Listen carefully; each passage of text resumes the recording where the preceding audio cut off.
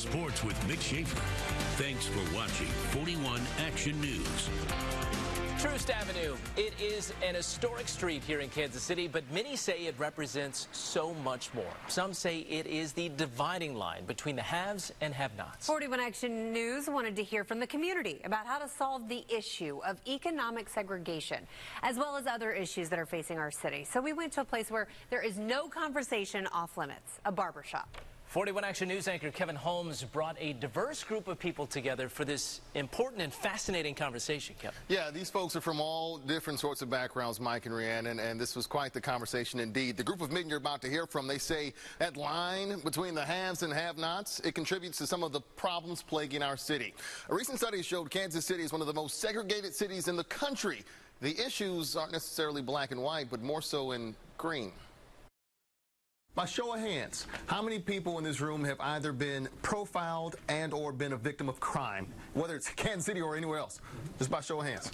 Just about every hand in the room goes up, and no one in this room is surprised.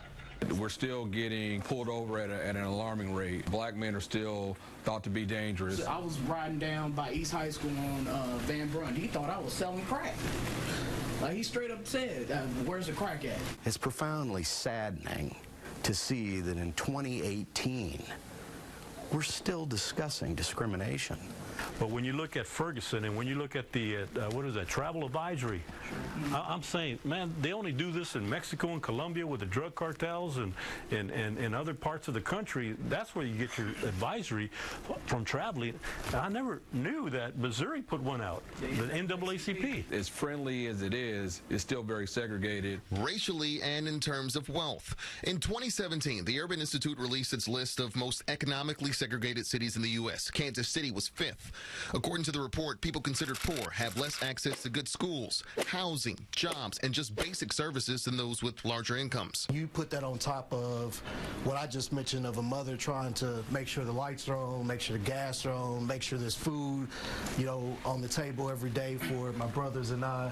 I mean, it's a challenge. We have a problem looking beyond our own neighborhood. Our school district is a prime example of that.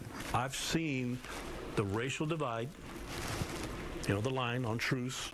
I've been experienced to racial slurs. How do we change that narrative so that the next generation, if they have this barbershop series on 41 Action News after my days are retired, folks Trent's age, don't have the same hands raised? How do we change that? We got the wrong people in the room. We got to include other people in this room right now. Other people like you at home.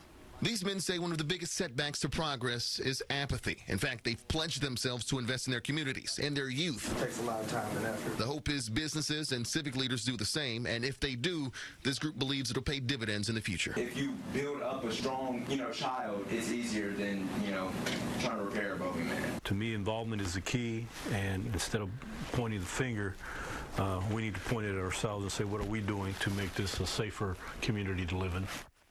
What are we doing to make this a safer community? That is the question for everyone here, everyone watching at home.